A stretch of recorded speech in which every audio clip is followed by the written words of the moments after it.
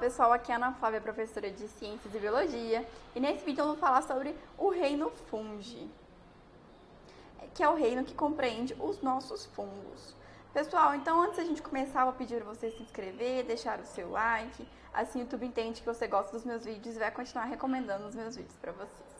Então, no nosso primeiro slide, nós vamos falar sobre as características gerais do reino fungi. Então, nós podemos dizer que os fungos, eles são eucariontes, ou seja, eles possuem uma membrana nuclear em volta do núcleo, protegendo o material genético.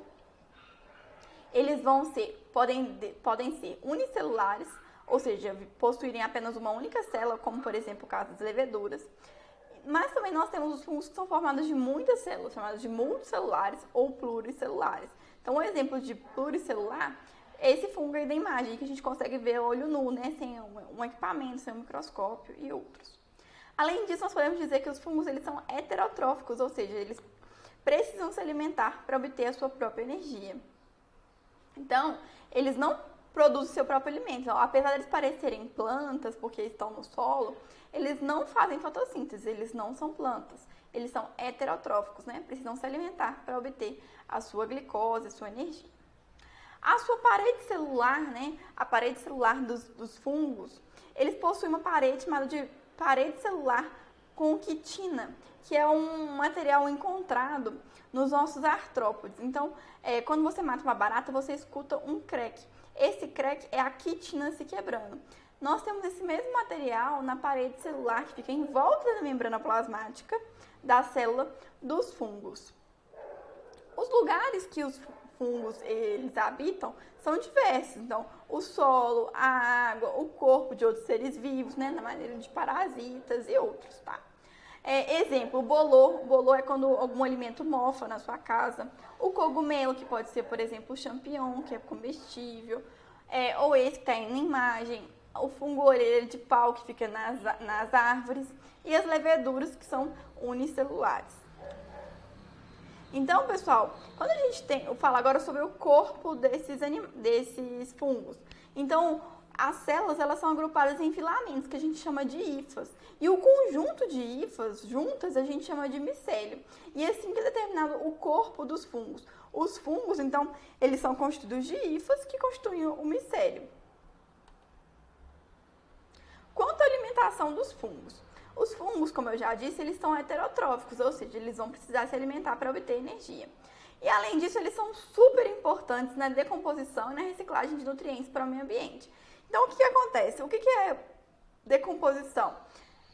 É fazer com que o animal que morreu, a planta que morreu, o ser vivo que morreu, ele apodreça.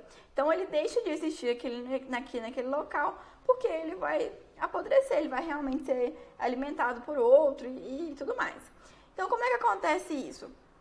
Nesse processo de decomposição, de apodrecimento desse ser que está ali, a reciclagem de nutrientes. Então, por exemplo, o oxigênio, o gás carbônico, a água, tudo isso vai voltar para o ambiente a partir desses decompositores. Quem são os decompositores? Os fungos e as bactérias. Então, pessoal, como é que acontece essa alimentação? Eu falei com vocês que o corpo dos fungos, ele é denominado micélio, né? É um conjunto de hifas que a gente chama de micélios.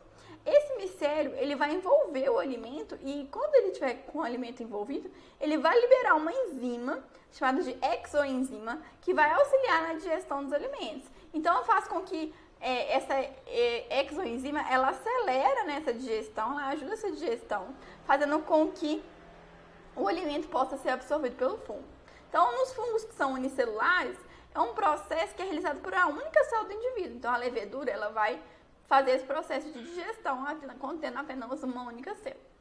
Os fungos, eles podem ser classificados em diversas formas. Então, por exemplo, os fungos que a gente chama de saprófagos, que vão se alimentar aí dos seres que já morreram, os parasitas, os predadores e os mutualísticos. Então, os parasitas são aqueles que vivem no corpo de outros seres. Então, por exemplo, a micose seria, né, um tipo de fungo parasita. O predador, que é aquele que vai realmente, né, buscar a sua presa, e o mutualístico, que ele vive numa relação benéfica em que ambos os seres eles vão ter benefícios. Exemplo aí, no caso, são as algas e os fungos. Falando agora sobre reprodução dos fungos, os fungos eles podem se reproduzir de duas maneiras. Maneira sexuada, ou seja, com troca de gametas, vai trocar aí o ovo, o espermatozoide, no nosso caso, e aí no caso da reprodução dos fungos, né, célula feminina com célula masculina. E a gente vai ter também a forma assexuada, ou seja, que há pelo menos a multiplicação do material genético e a divisão da célula, tornando-se duas células idênticas, geneticamente idênticas. Nos fungos que são pluricelulares, ou seja, aqueles que possuem muitas células, geralmente a reprodução sexual ela só acontece quando o micélio, que é um corpo do fungo, ele se fragmenta em um pedaço e esse pedaço vai, né, originar em outro ser. Mas também pode ocorrer a reprodução sexuada. Nos fungos que são unicelulares, ou seja, aqueles que possuem apenas uma única célula, exemplo, a levedura, a mais frequente é a sexuada, porque são seres bastante simples. Então, vai ser apenas multiplicar o material genético e dividir a célula, fazendo com que tenha duas células idênticas, né? E aí a gente pode chamar de reprodução. Agora, sobre a classificação dos fungos. Os fungos, eles foram classificados de acordo com a forma do corpo. Então, os fungos que são chamados de base de omicetos são os fungos conhecidos como pluricelulares, ou seja, possuem muitas células, e vão formar o corpo de frutificação do fungo em formato de chapéu, os cogumelos. Então, os bases de omicetos são esses fungos mais comuns que a gente conhece melhor.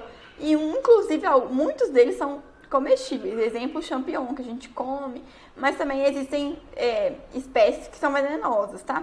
Como, por exemplo, do gênero Amanita. Então, pessoal, também existem os ascomicetos, que inclui as leveduras, né, que são unicelulares, que vão realizar aí a fermentação e são utilizadas para a produção do pão, da cerveja, do vinho, mas também há espécies que são parasitas. E os seres que são pluricelulares, eles têm um aspecto parecido com esse que aqui coloquei na imagem, esses ascomicetos. Nós também temos os quitriodiomicetos e os zigomicetos. Então, esses quitriodiomicetos, a maioria é filamentosa, aquática, são unicelulares ou pluricelulares e compõem um grupo muito antigo de fungos. Aí eu coloquei aqui a imagem para vocês aqui, ó, de como que seriam esses fungos. E os de baixo, chamados de zigomicetos. Então, esses fungos, eles são os responsáveis pelo apodrecimento, decomposição dos alimentos. Então, por exemplo, é um mofo. Então, quando a laranja mofa, você tem um fungo do tipo zigomiceto na sua casa. A mesma coisa acontece com pães e outros alimentos. E esses zigomicetos, eles têm importância médica, porque eles podem causar doenças, tanto para os animais quanto para as plantas. Além disso, a gente tem os líquens e as micorrizas.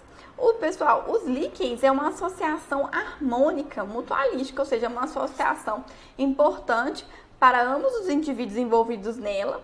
No caso dos líquens, como é da primeira imagem aí, é a associação entre as algas ou cianobactérias com os fungos. O que acontece? O que tem de benefício? As algas, elas oferecem substâncias importantes para o fungo, então, por exemplo, glicose, sais minerais, e o fungo vai proporcionar para ela a proteção e um ambiente adequado, porque a alga ela precisa de umidade. Então, o fungo vai conseguir trazer tudo isso para ela.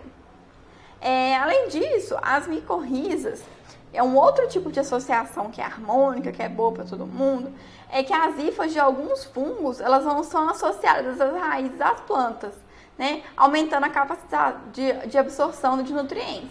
Então, o fungo, ele ganha o açúcar, o nutriente que a planta vai oferecer para ele, e aminoácidos e outras substâncias importantes, nutrientes, e as hifas do fungo vai fazer com que a planta consiga absorver mais nutrientes. Então, é uma associação que faz bem para tudo. Então, pessoal, agora falando sobre a importância dos fungos. Os fungos são importantes para várias coisas do nosso dia a dia. Então, a produção e fabricação de pão, vinho, cerveja, elas acontecem devido à capacidade de fermentação dos fungos. Então, os fungos, eles estão no nosso dia a dia e não só apenas como doenças, mas também fazendo parte da nossa rotina de maneira benéfica.